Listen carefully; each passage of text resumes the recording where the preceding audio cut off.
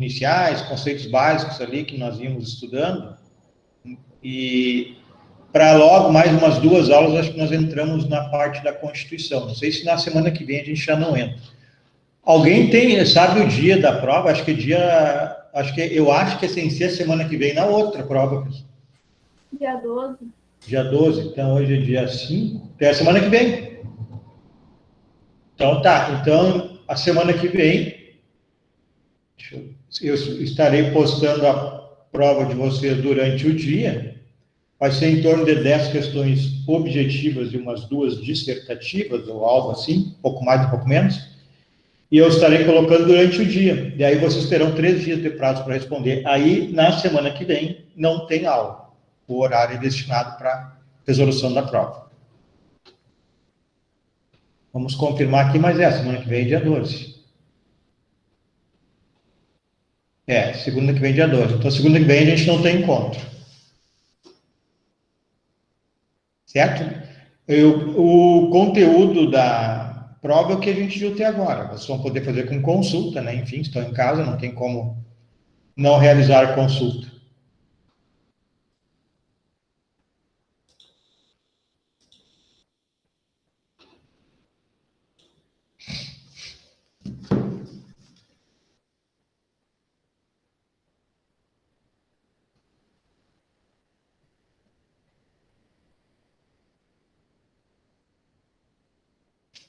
Tá bom aqui.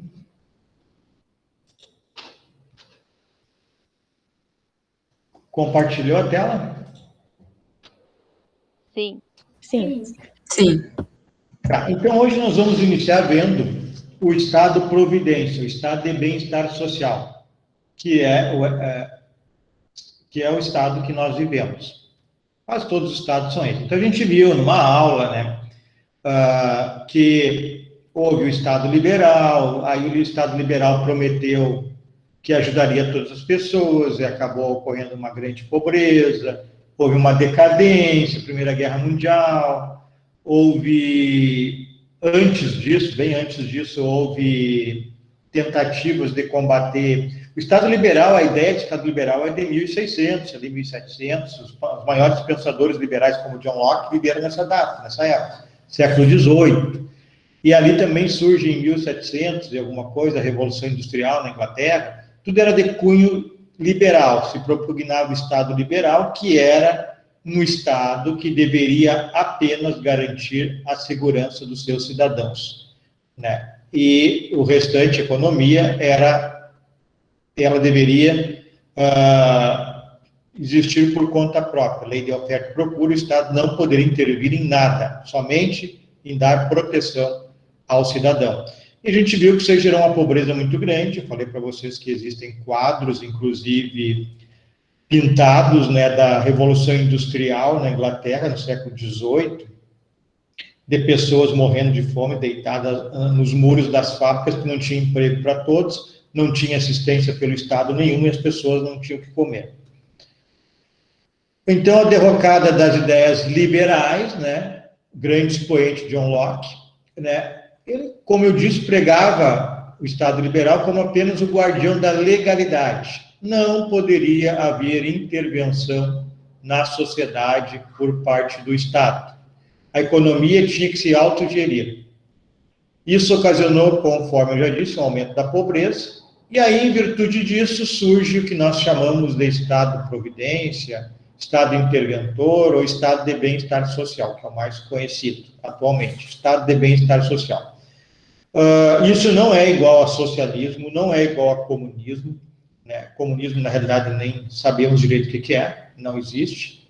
Socialismo, sim, socialismo é aquela que foi propugnada inicialmente pelo Karl Marx, que todos os meios de produção pertenceriam ao Estado, tudo pertenceria ao Estado, e todos os valores seriam do Estado, e o Estado entregaria comida, alimentação, moradia e lazer para as pessoas. Também não deu certo, né? Eram dois opostos, o liberal e o socialista.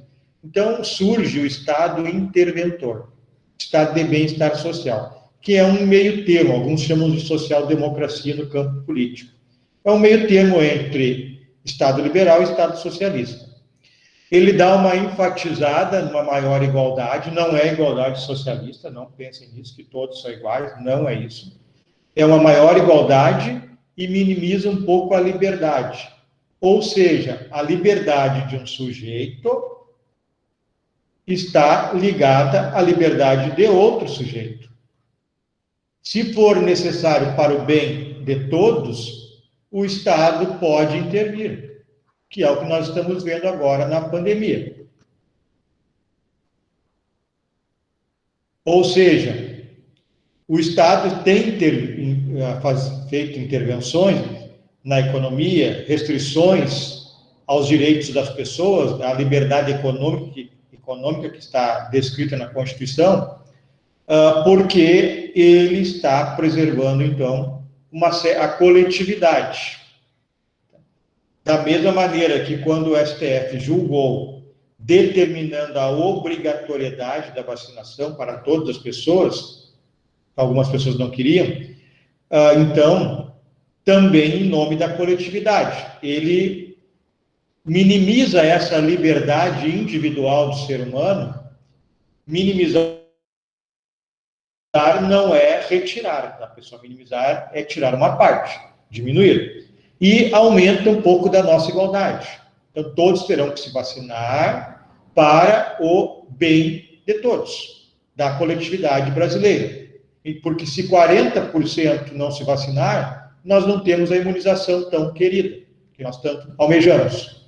Então, em virtude disso, a STF impôs que, em nome da coletividade, valor vida, né, todas as pessoas têm que se vacinar. Se tiverem perguntas, vão fazendo.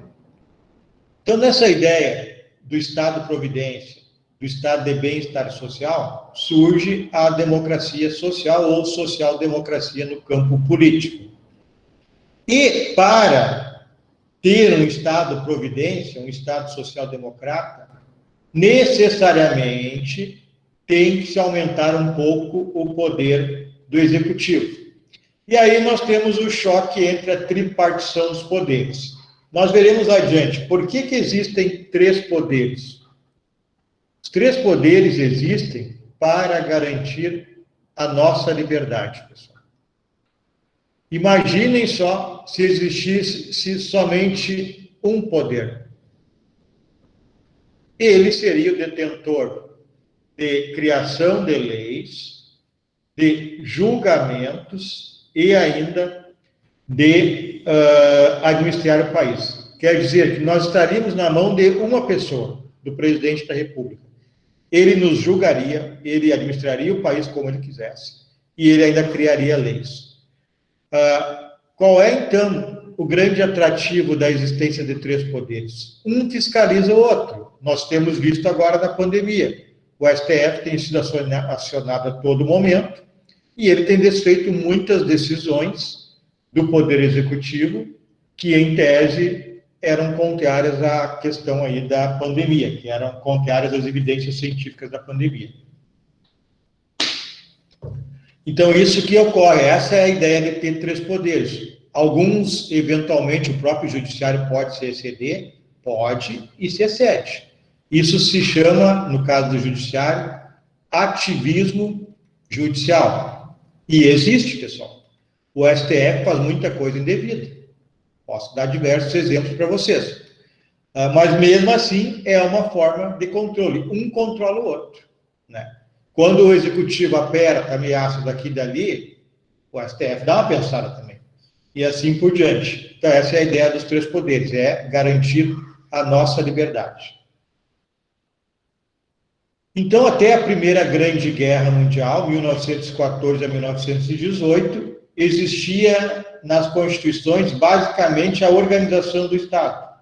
Estava descrito lá que o Estado é organizado por três poderes, a eleição era de tanto em tanto tempo, quem poderia concorrer, qual era a função de cada poder, quantos órgãos teria por cidade, do judiciário, do legislativo, do executivo, etc. Mas depois desse grande conflito, Primeira Guerra Mundial, as coisas começam a mudar. É a derrocada das ideias liberais, do Estado liberal. Surge lá a Constituição do México de 1917, mas o grande marco da virada para a social-democracia, ou para o Estado-providência, ou para o Estado de bem-estar social, é a chamada Constituição de Weimar, de 1919. Como nós vimos na aula passada, lá na Alemanha, né? Ela era uma Constituição de cunho liberal, mas não nesse sentido liberal da economia, era no sentido liberal das pessoas terem direitos, tanto que o Hitler conseguiu, né, construir o Estado nazista, mesmo em cima, se aproveitando dessa Constituição totalmente liberal. Então, lá iniciaram, e que o principal que eu queria falar para vocês, essas duas constituições, e principalmente esta de Weimar, é a grande Constituição, é a propalada como a grande Constituição que trouxe o Estado-providência, que trouxe o Estado de bem-estar social, que é aquele Estado que se preocupa com o bem comum, aquele Estado que não se preocupa apenas em garantir a vida das pessoas, a legalidade, se preocupa que as pessoas, todas as pessoas, tenham um mínimo de vida digna. E para isso o Estado precisa intervir e não deixar tudo apenas na mão da economia. Então, o Estado de bem-estar social, chamado nos Estados Unidos de welfare state, não sei se assim se pronuncia, mas enfim, welfare state, é aquele Estado que eventualmente intervém na economia, mas é bom escrever eventualmente, não é Estado socialista. É o Estado que, quando necessário, intervém na economia. Quando o Banco Central vende dólar para baixar o preço do dólar, ele está vendendo, ele está intervindo na economia. O Estado liberal não poderia fazer isso. Quando o Estado compra milhares, não vi agora, mas acontecia antes, nesse governo eu não vi, mas em governos passados eu vi. Estava muito caro o alimento, o Estado importava muito alimento, fazia baixar o preço no mercado interno. Isso também é uma forma de intervir na economia. Então, ele busca o bem-estar social das pessoas. E como para buscar o bem-estar das pessoas? Como, por exemplo, investindo em educação, em seguro-desemprego, que eu apaguei tudo. Educação, seguro-desemprego, saúde, segurança, o que mais?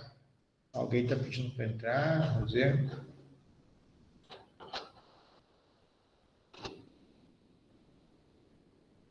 Ok. Retomando.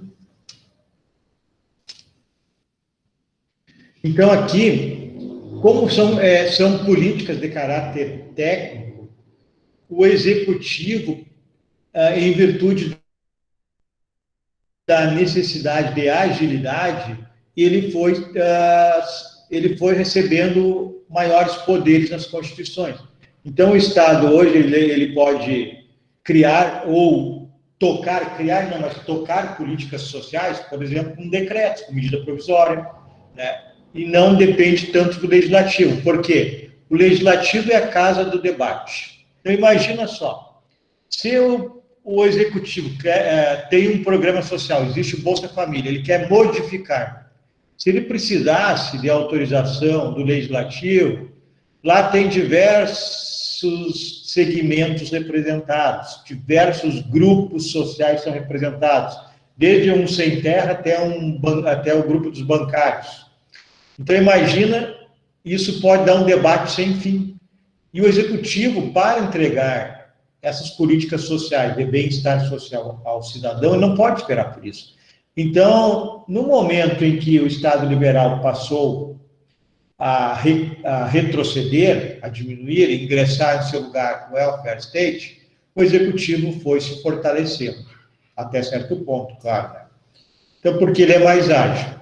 Então, as nossas constituições dão mais autonomia atualmente ao chefe dos executivos do que era antes, na época dos estados liberais. Então, há novas tarefas ao executivo, né? Como serviços assistenciais, que eu estou falando, educação, saúde, segurança. E, em virtude disso, então, há maior necessidade de agilidade e o executivo precisa, então, de ferramentas e recebeu mais ferramentas do que nas constituições do passado. Com essa ideia do estado de bem comum, estado de bem-estar, a democracia tem novos conceitos e a representação também. Nós somos representados, então, pelos deputados, enfim, pelas pessoas que nós escolhemos para nos representar, e a democracia passou a ter um novo conceito.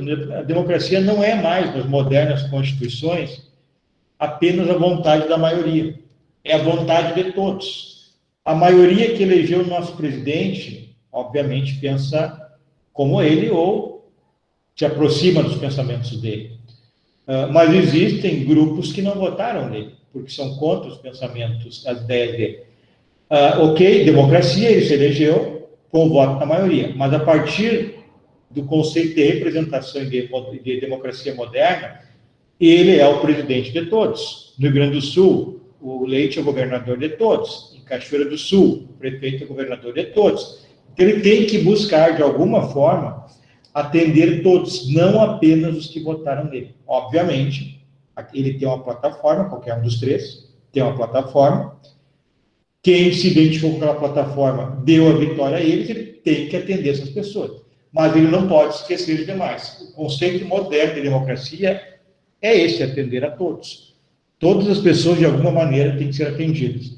Então, eu já falei para vocês que o Ferraioli tem uma frase no livro Poderes Selvagens, que é um livro sobre a Itália, mas cabe bem para o Brasil, é bem parecido, que ele diz que a Constituição legítima não é aquela que atende às maiorias, maioria no sentido de mais pessoas, ou de tradições que são voltadas às tradições, mas é aquela que garante o direito de todas as pessoas de um país. Essa é a Constituição legítima, não é a que atende o direito das maiorias, mas é aquela que garante os direitos de todas as pessoas. Então, isso é a moderna democracia que tem que se buscar. Então, o fim do Estado é o bem comum. Qual é o motivo de eu ter um Estado? Se é para nós trabalharmos para o bem do Estado. Tem que ser ao contrário, o Estado tem que trabalhar para o bem das pessoas. O Estado é um meio para buscar a felicidade das pessoas. Pessoal, alguma pergunta? Estou ficando cansado de falar. Nada? Estão entendendo, pelo menos?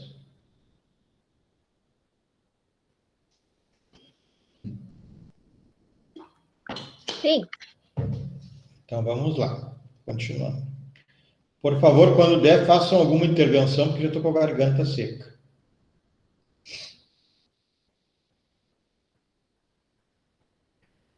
Estados Unidos, então, pessoal, por ser um país rico, né, alguns, não estudei história dos Estados Unidos, mas quando eu fiz mestrado, alguns livros comentam, alguns autores afirmam que a riqueza dos Estados Unidos se deu pela degradação ambiental, que degradou tudo que era possível, encheu a guaiaca, como diz o gaúcho, e ficou um estado rico. Não estou dizendo com certeza, mas eu li isso quando fiz o mestrado. Os Estados Unidos era o berço do liberalismo. Como tinha dinheiro, teoricamente, era o suficiente para todas as pessoas. Tinha umas muito ricas e outras menos ricas, digamos assim, mas não tinha paupérrimos. Então, isso era possível sustentar o Estado liberal. O Estado liberal, então, não ajudava ninguém, não precisava ajudar os menos ricos, porque a economia se movimentava e, de alguma maneira, atingia essas pessoas menos abastadas. O Estado, então, era secundário, era para garantir a segurança das pessoas e a legalidade. Era para isso que servia o Estado, não para auxiliar as pessoas. Então, o poderio econômico suportava essa ideia. E todas as pessoas, de uma maneira ou de outra, algumas muito mais e outras muito menos, mas todas as pessoas sobreviveriam relativamente bem. Só que aí surge, além de outras coisas, da quebra e do liberalismo, né, surge a Grande Depressão em 1929, os Estados Unidos foi muito atingido, uma quebra total da economia, e aí entra o Estado interventor. Alguém sabe aí, me respondam, quem é o John Keynes?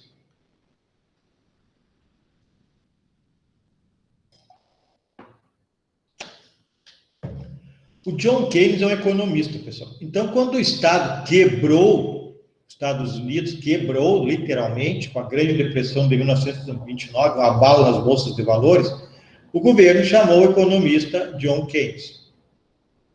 A receita dele foi muito simples. Gasto público. Claro que eles, apesar da crise, né, eles ainda tinham dinheiro. Gasto público para fazer girar a economia. Então, John Keynes idealizou a construção de grandes obras obras públicas, né, para empregar as pessoas receberiam e fariam girar a economia. Nós vimos isso agora no Brasil, com o auxílio emergencial do ano passado. A economia, os empresários disseram que sentiram uma evolução da economia até maior que antes da pandemia. Só que o Brasil, creio eu, não suporte, né, tanto tempo isso. Mas é um meio, então, do Estado intervir. Aí nasce, então, o Estado Providência, o Estado de Bem-Estar Social, quando o John Keynes, lá no país berço do liberalismo, necessita da intervenção do Estado. Deixa eu falar um negócio para vocês, né? Aí, se for possível, vocês opinem. No governo do Barack Obama, já que a gente está falando dos Estados Unidos, que é um país que era totalmente liberal e atualmente é um estado de bem-estar social, no governo Barack Obama, algumas empresas, como a General Motors e também bancos, literalmente quebraram por má administração. Só que, se eles quebrassem, o choque na economia norte-americana seria muito maior do que o Estado investir dinheiro nessas empresas. O que o Barack Obama fez? Investiu dinheiro da população, obviamente, né, do povo, para não quebrar essas grandes empresas, porque o baque seria maior se elas quebrassem. Então, isso é uma forma, né, do Estado intervir, né, talvez não seja muito moral, né, ficar pensando, tu ter que segurar um banco, a General Motors, é complicado. Mas é o jeito que existe também. Não sei se alguém quer falar alguma coisa.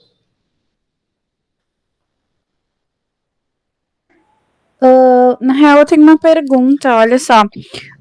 O liberalismo, no caso, ele é um pensamento de direita e o socialismo mais para a esquerda. No caso, o bem-estar social seria o centro?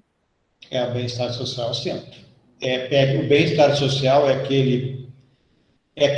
aquela política, seja num campo partidário ou no campo da política de Estado, que pega coisas que julga serem boas da direita e coisas que julga serem boas da esquerda. Por exemplo, o Brasil e a maioria dos países são estados de bem-estar social, eles preconizam a ideia do Estado ser movida pela economia de mercado, capitalismo. Quem administra, quem faz girar o nosso país é a economia, não é o Estado. É a economia privada. Mas pega dogmas da esquerda, né, de proteger o cidadão, de entregar oportunidades aos cidadãos, né? Só que o Estado social, ele chama de oportunizar as pessoas, e não apenas, digamos assim, a ideia de ser tutelada, cuidar da vida toda pelo Estado. Então, por exemplo, para deixar bem claro isso que eu estou falando, quando se pega um programa como o Bolsa Família, ele teve, na década de 1940, na Europa, hoje ele está retornando, chamado como renda básica, são 800 euros que cada cidadão português tem direito, por exemplo. Na Espanha está se debatendo para ter uma renda mínima, renda básica. Pega um programa desse que teve em 1940 na Europa, em 1960 nos Estados Unidos, ele não tem caráter permanente. A ideia é que ele dure por um tempo, para as pessoas terem uma oportunidade, né, de alimentação, de estudo, de se qualificar para o emprego, para depois, então, aos poucos irem saindo desse programa. Essa é a ideia, então, dos programas, né, das políticas públicas para a busca do bem comum. Então, não é a ideia da esquerda, que é o Estado ser o dono de tudo e proteger as pessoas, o que acaba não acontecendo, não protege, não consegue ajudar as pessoas, obviamente, e não é a ideia da direita, que é totalmente liberal, que o Estado não deveria jamais intervir no campo econômico. É o meio termo, então, Ana, acho que é isso. Não sei se te respondi. Ô, professor, tem outra questão.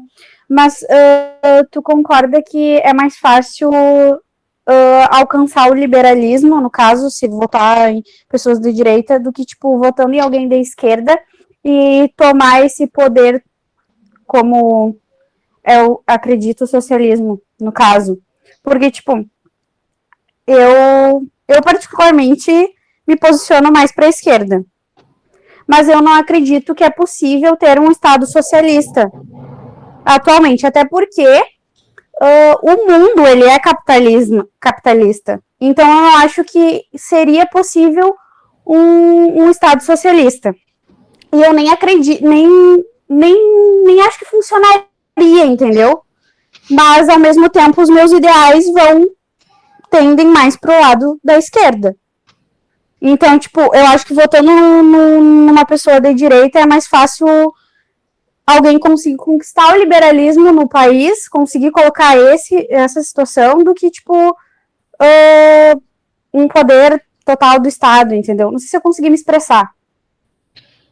É que tudo depende do momento, né?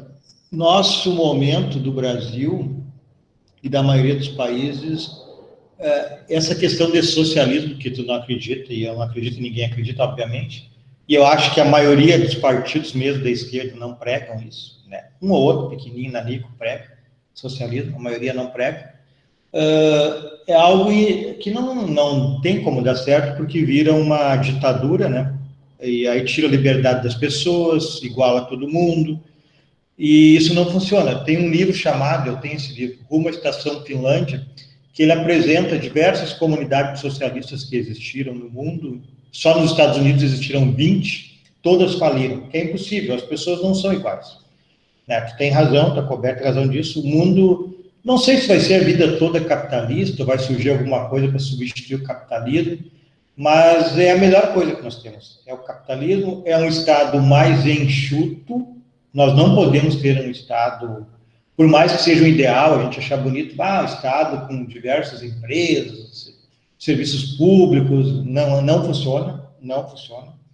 O Estado tem que privatizar o que for possível, infelizmente, tem que ser, porque isso vira cabide de emprego, engessa a administração, tira a nossa possibilidade de progredir, porque nesse campo do estatal, um governador ou outro, um presidente ou outro, acaba entregando muitos privilégios para certos setores. Então, não dá para ter estatal, tem que privatizar tudo que for possível, mas o Estado tem que ter uma máquina forte, que se chama agência reguladora, para intervir em prol da população. A população não pode ficar desguarnecida somente na mão da iniciativa privada. Por quê? Não estou falando aqui mal do empresário, nenhum homem é bom. Todo homem, como dizia Hobbes, é egoísta. Thomas Hobbes já dizia isso no século XVIII. Todo homem é egoísta, e é verdade. Então, eu não estou aqui criticando o empresário, porque todos os homens são iguais. Cada um quer o seu bem. Então, se eu não tenho a intervenção do Estado com o direito trabalhista, o empregado, por um ou por outro, pela maioria, vai ser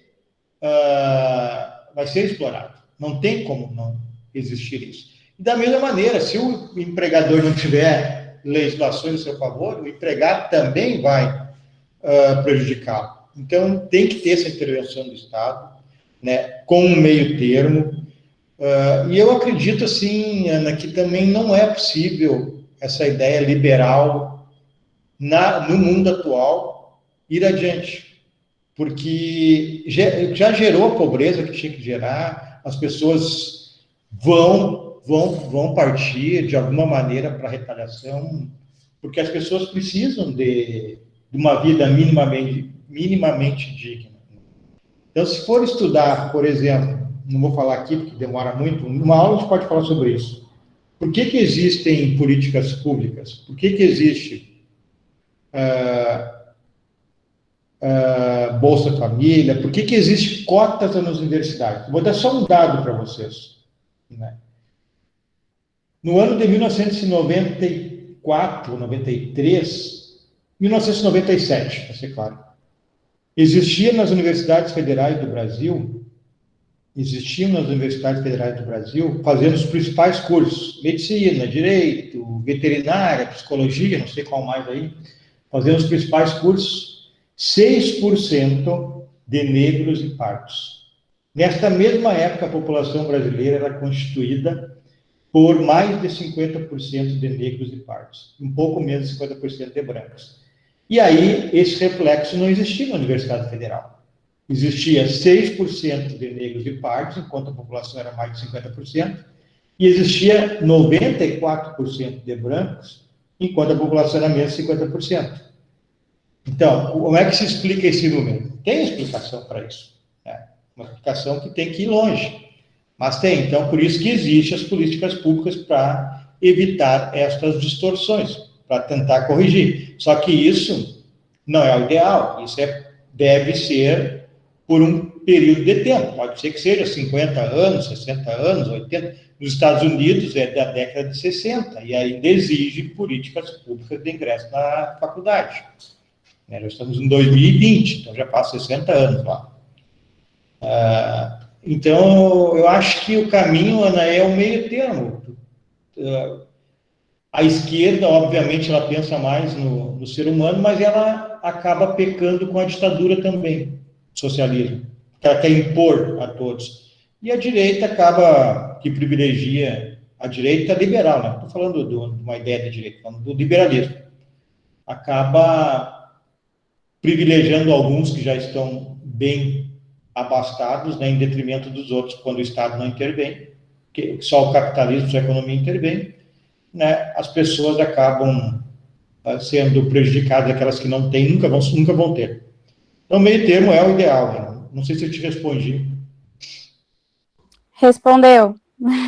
Para terminar, né, e para todos que estão aqui, o grande problema que nós temos hoje é que se tu for uma social-democrata, as pessoas não sei, ou por politização, vão te chamar de socialista e comunista. Então, quem pensa num Estado social, como nós estamos falando agora, e eu sou adepto desse Estado de Providência, é taxado como socialista. O Fernando Henrique Cardoso, que é quem criou o Plano Real, que estabilizou a moeda no Brasil, no governo Itamar Franco, depois ele começou essa maior ênfase nessas políticas públicas, e depois o Lula, etc., agora continua aí o Bolsonaro, o Fernando Henrique Cardoso é taxado como alguém da esquerda, é chamado de petista, e não tem nada contra o PT, o PT, na realidade, é um partido social-democrata, só um nome que é da esquerda. Socialista não é, nas práticas dele não são. Mas acontece isso, né? Não sei se é desconhecimento ou é... Alguns é desconhecimento e outros é politização política, ideologia, etc. Tá bem? Alguma questão mais? É bom vocês se interessarem por isso, pessoal. Se interessem por essas questões, é o nosso mundo. Né? A gente tem que saber, porque se a gente não sabe, as pessoas vão nos falar e nós vamos ficar devendo, né? Então a gente tem que saber. A gente tem que saber por que o Brasil atualmente é desconvidado de participar de reuniões sobre meio ambiente. A gente tem que pesquisar, saber por quê. Antes o Brasil era o ícone no meio ambiente, agora ele é desconvidado de reuniões. Né? A gente tem que saber por que o Brasil é chamado de pária no mundo em relação à pandemia. A gente tem que estudar e saber por que essas coisas. Né? Bom, vamos adiante.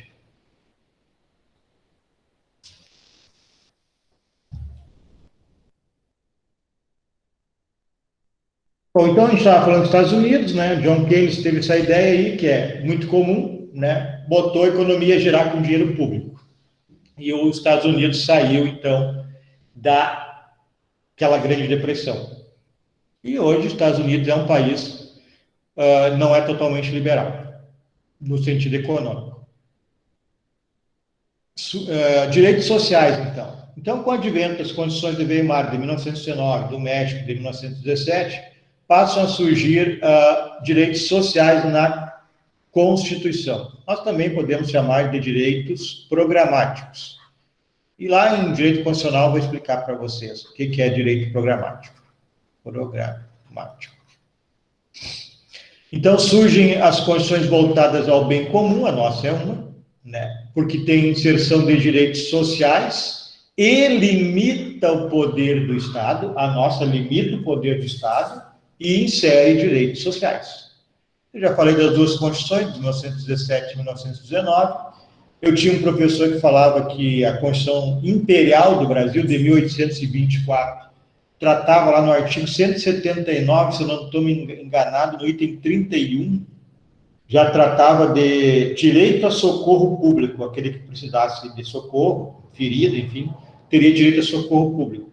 Era um item social, mas já existia, mas a Constituição brasileira do Império não é citada jamais em lugar nenhum como uma Constituição com direitos sociais. Mas, para nós brasileiros aqui, a gente pode dizer que existia. Então, essas constituições sociais, elas trazem normas de proteção ao trabalhador. Nós temos no artigo 6º da nossa Constituição Federal, educação, lá pelo artigo 220, alguma coisa, acho que é 225 da Constituição Federal, direitos fundamentais, artigo 5º e outros na Constituição, religião, igualdade, liberdade, proteção de minorias. E nas constituições brasileiras, pessoal, alguns direitos sociais. Então, na de 1824, conforme eu já falei, previa a existência de socorros públicos. É a nossa Constituição Imperial.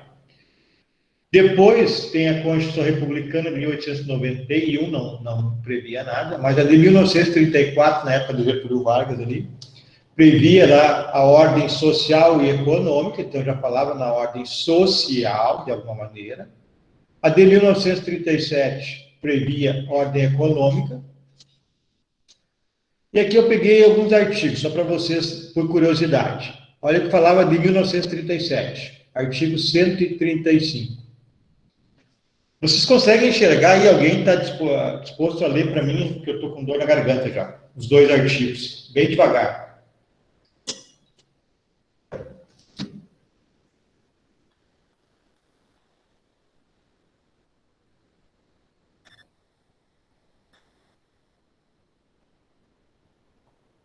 Quem é que pode ler aí?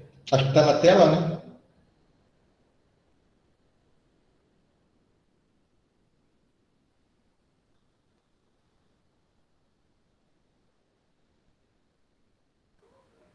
Professor, eu posso ler, mas vai ficar um pouquinho ruim, porque eu tô pelo celular, daí eu tenho que dar zoom, tá? Tá bem.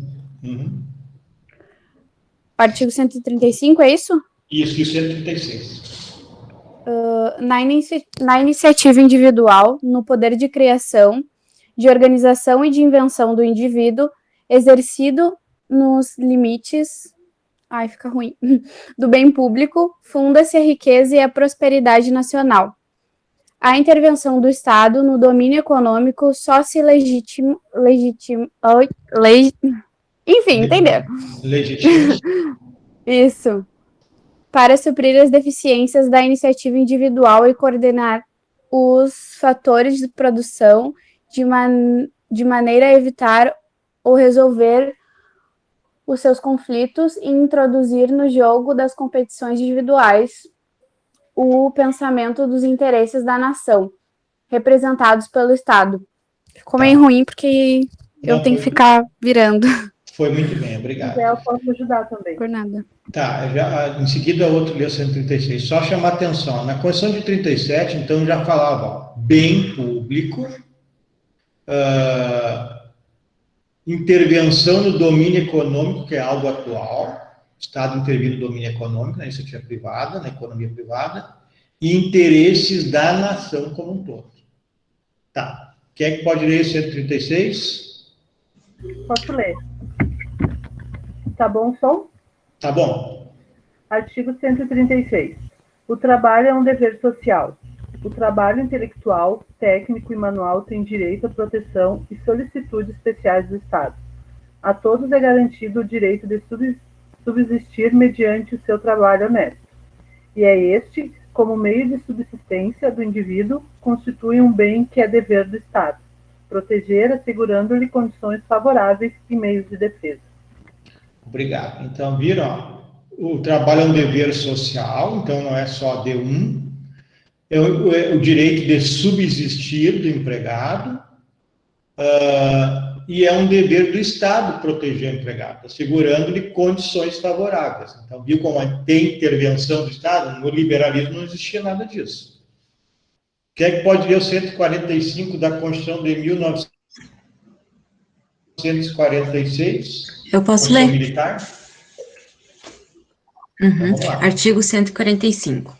A ordem econômica 45, isso é da Constituição de 46. Pode seguir. A ordem econômica deve ser organizada conforme os princípios da justiça social, conciliando a liberdade de iniciativa com a valorização do trabalho humano. Parágrafo único. A todos é assegurado trabalho que possibilite existência digna. O trabalho é obrigação social. Valeu. Olha só, então. Já fala aqui em justiça social, fala em conciliar a liberdade de iniciativa, ótimo, é isso que tem que ter mesmo, com a valorização do trabalho humano. Ou seja, nós temos que viver num Estado que tenha a iniciativa privada como fator fundamental para girar a economia, mas temos que ter a proteção do trabalhador.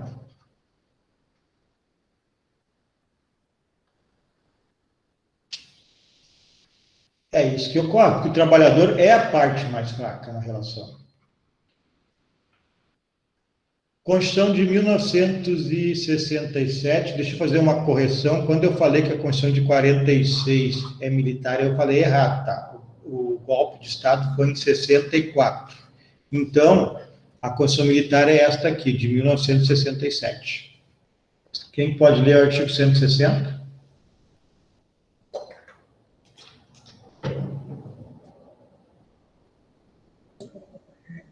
Eu posso ler. Artigo 160. A ordem econômica e social tem por fim realizar o desenvolvimento nacional e a justiça social, com base nos seguintes princípios: 1. Liberdade de iniciativa. 2. Valorização do trabalho como condição da dignidade humana. 3. Função social da propriedade. 4. Harmonia e solidariedade entre as categorias sociais de produção. 5. Repressão do abuso do poder econômico, caracterizado pelo domínio dos mercados, a eliminação da concorrência e o aumento arbitrário dos lucros. E 6. A expansão das oportunidades de emprego produtivo. Tá bem, pessoal, viu que bonita a Constituição Militar? Se era aplicada, eu não sei, mas é muito bonito. Tá? Justiça social, liberdade de iniciativa, perfeito. Valorização do trabalho, né, como dignidade, perfeito. Função social da propriedade. Isso nós temos na Constituição Federal hoje, no artigo 5º, como um direito fundamental. Né? Ninguém pode ter, por exemplo, 5 mil, 10 mil hectares de terra improdutiva só para dizer que é dele. Ah, eu tenho 10 mil hectares de terra, deixa no meio do mato, no meio do brejo lá. Ele tem que produzir se ele quiser, senão vai ser expropriado pelo Estado. A propriedade tem que gerar o bem de todos, não só do dono. Obviamente, estou falando de grandes propriedades improdutivas, né? Então, já tinha na Constituição de 67. Abuso do poder econômico, ok, ó, pelo domínio dos mercados, isso tem hoje. Tem leis antitruste, não sei o que mais, quem é do tributário sabe bem isso. Né? Quando você elimina a concorrência, às vezes acontece que todos os postos de combustíveis, hoje não tem mais isso, não tem se visto isso. Mas há uns 4, 5, 8 anos, os postos botavam o mesmo preço, eles se reuniam e colocavam o mesmo preço no combustível. Aí não tinha concorrência, isso é eliminar a concorrência. Aí o Ministério Público investigava. Então, essas são as questões sociais na Constituição de 67.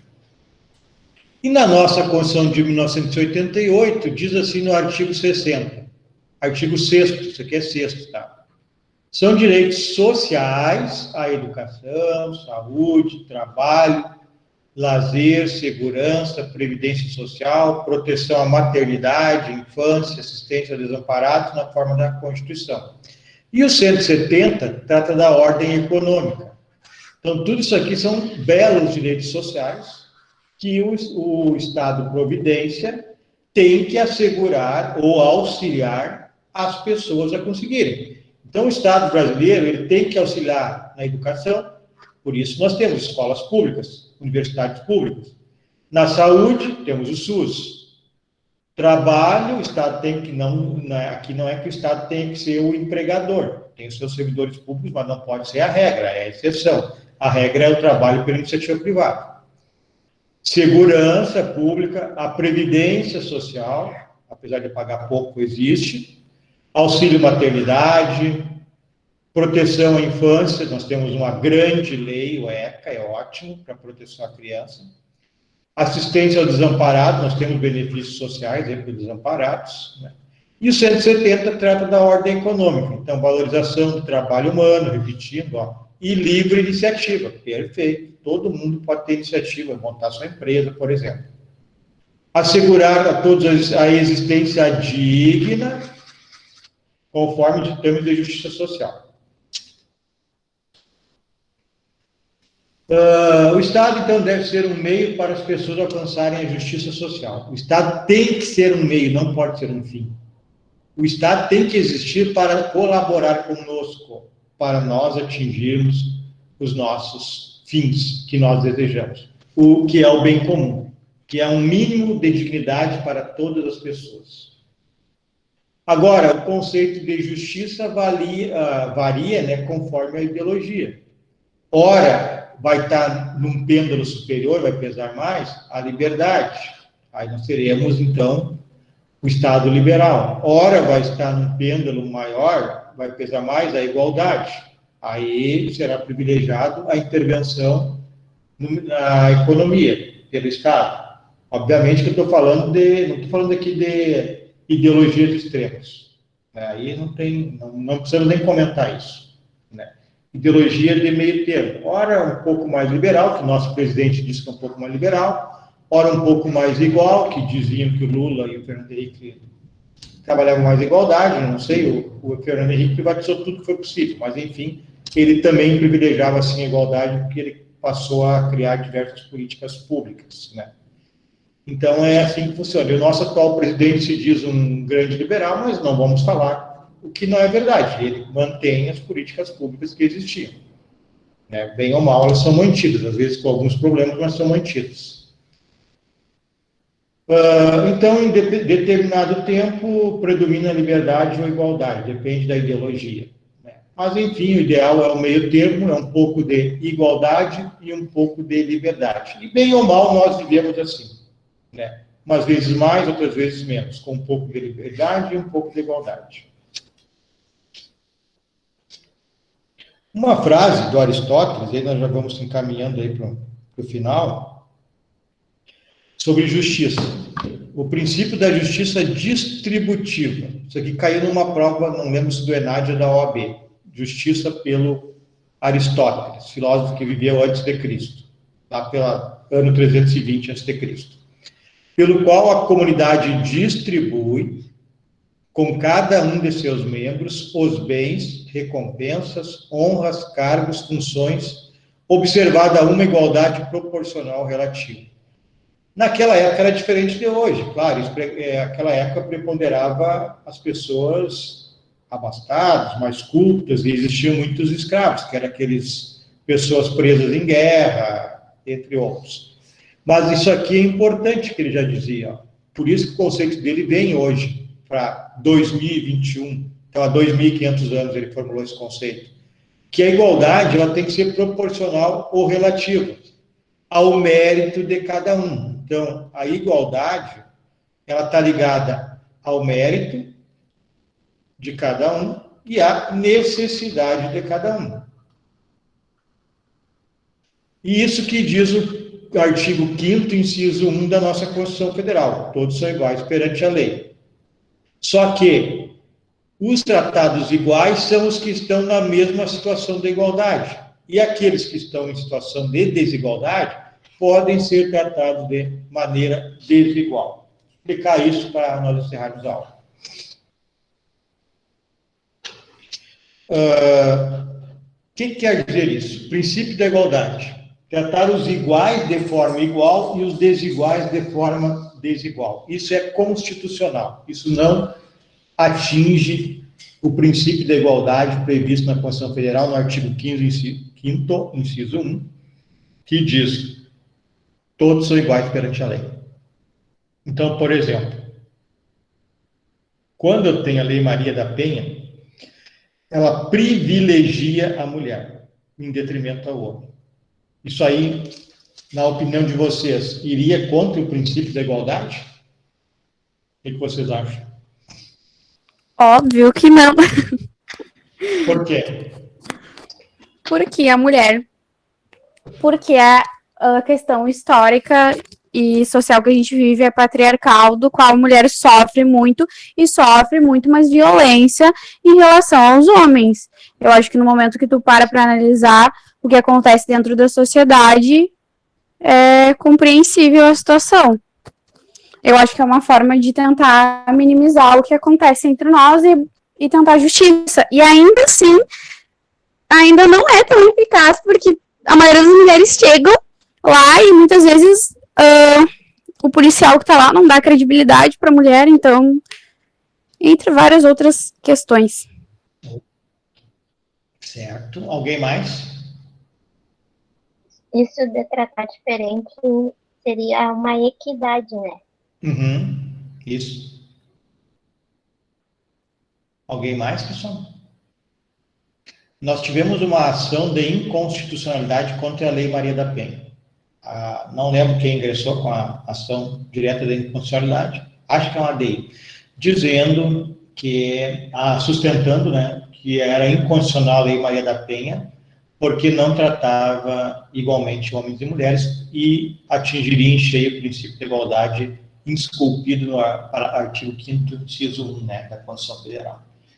Mas com base no que mesmo vocês disseram, o STF não aceitou, declarou constitucional a lei, né, porque ela trata diferente pessoas que estão em situação diferente. Então, nós temos um problema físico com a mulher, em relação ao homem, nós temos um problema cultural, que a Ana falou, em relação ao homem e mulher, então são pessoas desiguais, por isso há um tratamento desigual. Isso alguns chamam de discriminação positiva. Toda discriminação é negativa, né? E deve ser evitada, rechaçada legalmente. Mas essa seria uma discriminação positiva que busca equilibrar as relações. Outro exemplo também, imposto de renda. Tem uns que não pagam nada, tem uns que pagam, acho que é 15%, se não estou equivocado, outros 20 e tantos por cento, 27% de imposto de renda. Também é perfeitamente constitucional, porque ele atinge pessoas que estão em situação de desigualdade, pessoas desiguais, em situação de desigualdade. Então, o tratamento é desigual. Então, a justiça, ela não passa unicamente por tratar as pessoas, todas elas, da mesma maneira. Se as pessoas estão em situação desigual, podem receber um tratamento desigual, que não infringe, não atinge o princípio da igualdade, que é previsto na nossa Constituição Federal. Outra é a questão do... Quando se fala em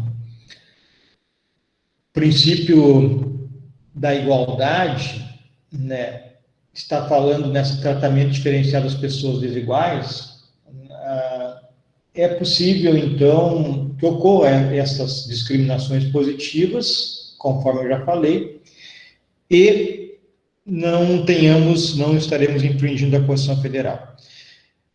Essa era uma coisa que eu queria falar para vocês. A outra, que a gente falou antes, acho que foi a Ana que falou, perguntou, quando a gente fala de liberalismo, nós temos duas questões que são confundidas. Não sei se vocês já perceberam isso. Tem o liberalismo econômico, que é propugnado eminentemente por setores que nós comumente chamamos de direita. O nosso presidente da República é um que se diz liberal. Mas isso é no campo econômico. Vocês já pararam para notar que no campo dos costumes, quem é liberal no campo econômico, ele é conservador no campo dos costumes? Alguém percebeu isso já? Sim. É. Existe até uma tabelinha que se tu procurar na internet, tem, tipo, isso que separa esquerda, direita, liberalismo, tipo, conservadorismo, essas coisas. Ah, eu não sei explicar, mas tem uma tabelinha que explica bem direitinho isso. Então, não confunda esses dois conceitos, pessoal. Tem o liberalismo econômico de Estado, mas tem o liberalismo de costumes, o que chamam de progressistas, né? O progressista é aquele que aceita que o Estado progride, que as culturas progridem, que a norma progride. Então, aceita relações homossexuais, aceita, daqui a pouco, aborto, só um exemplo, tá? Algo meio complicado, né? Aceita que as pessoas sejam ateias, né? Ateu, aceita que outros costumes, enfim, né? Adoção por casal homossexual e por diante. Isso é outro liberalismo, né? É o progressismo que se fala, são os progressistas. E o liberalismo econômico, normalmente as pessoas são conservadoras. É uma dicotomia, só para vocês não errarem, né? Tá bem? Alguma pergunta?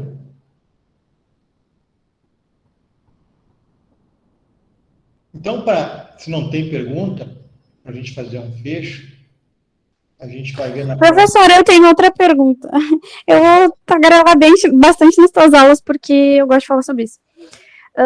Eu queria saber sobre o anarquismo, tá? Tem um amigo meu que ele se posiciona para a esquerda, tá? Vamos dizer. Mas daí ele defende muito o anarquismo. Só que na minha percepção, eu não sei se estou errado ou não, eu vejo mais o anarquismo como mais, tipo, muito extrema direita, porque o anarquismo defende a total não intervenção do Estado em nada, né? Sim. Eu não sei qual. Eu queria uma explicação melhor sobre isso. O problema é assim, o Marx, ele criou duas figuras. Talvez aí esteja a confusão. Uma delas foi o socialismo, que propõe que todos os meios de produção, tudo pertence ao Estado. E o Estado nos dê retorno, com alimentação, com moradia, com lazer, etc, etc. Tá. Isso é o socialismo proposto por Marx, seria o primeiro passo. O segundo passo seria o comunismo. Por isso que quando eu digo que nunca existiu comunismo, eu desconheço qualquer, além do nome, o nome existiu, mas qualquer qualquer Estado comunista nas ideias de Marx nunca existiu, que é, na realidade, eu falei Estado, mas na realidade é a inexistência do Estado. Talvez por isso, Ana, mas é uma confusão. O Marx propunha o socialismo como primeiro passo, né, meios de produção, tudo na mão do Estado, e um segundo passo, comunismo, que é não existir mais Estado. Chegaria um ponto que todos seriam iguais no socialismo, que não precisaria Estado, as pessoas saberiam conviver, ricos e pobres, não teria rico, não teria pobre, não teria camada social, classe social, as pessoas poderiam conviver sem o Estado. Também é algo impossível, mas essa era a ideia do comunismo. Talvez liguem a tua pergunta a isso, mas não é. Não é bem diferente. Anarquista não tem nada a ver com comunista, apesar de pregar a inexistência de Estado. Certo? Entendi. Também. Pessoal, estava olhando aqui, bom, já descompartilhei. Nenhuma pergunta mais? Eu vou terminar aqui, faltam só 2 slides. A gente pode passar rapidinho? 3 slides. Não, falta mais. Chama para a próxima aula. Então, nesse campo político, assim, para a gente encerrar a aula, eu quero dizer para vocês que a gente tem que conhecer, leiam tudo, né? Porque nós temos muita enganação, essa tal de fake news aí é um drama muito forte, né? A gente que tem um pouquinho de conhecimento por leituras, né, e eu estudo essas questões políticas desde a faculdade, eu tenho 3 ou 4 livros que eu comprei na época da faculdade, mais alguns agora, sobre essas questões aí de Estado, política, etc. A gente que lê um pouquinho mais, aí cada aberração, então não acreditem, pessoal. Se vocês receberem no Facebook, no WhatsApp, não acreditem. vão pesquisar para confirmar. Existe cada bobagem, assim, que é inacreditável. E quem não lê é aquilo que eu já falei na primeira aula. Quem não lê vai acabar acreditando. Vai acreditar no que os outros falam. Então, o mundo atual é muito complicado. E eu não tinha visto ainda coisas como agora. Da mesma maneira que eu não vi ataques jurídicos, como eu vi ultimamente, aí, eu não tinha visto a questão da fake news em 50 anos da idade. É algo assim, impressionante. De coisas erradas. Na realidade, errado entre aspas, né, para induzir as pessoas ao erro. Falam de tudo que é político, etc. A gente não pode, pensem bem nisso, a gente não pode demonizar a política. Pode não gostar das ideias de um sujeito, de um político qualquer, mas a política é necessária, é o que move o país, é o que pode trazer o que nós chamamos hoje de estado de bem-estar social, é o que pode incentivar que as pessoas evoluam de vida. Então, não podemos demonizar e nem criminalizar a política. Nem todo político é um demônio, nem todo político é um ladrão. Muito pelo contrário, né? E nós temos que participar. Se nós não concordamos, temos que participar. Com cuidado, nós temos que participar. Certo? Alguma pergunta a mais? Nada? Então, até amanhã. Amanhã nos encontramos novamente.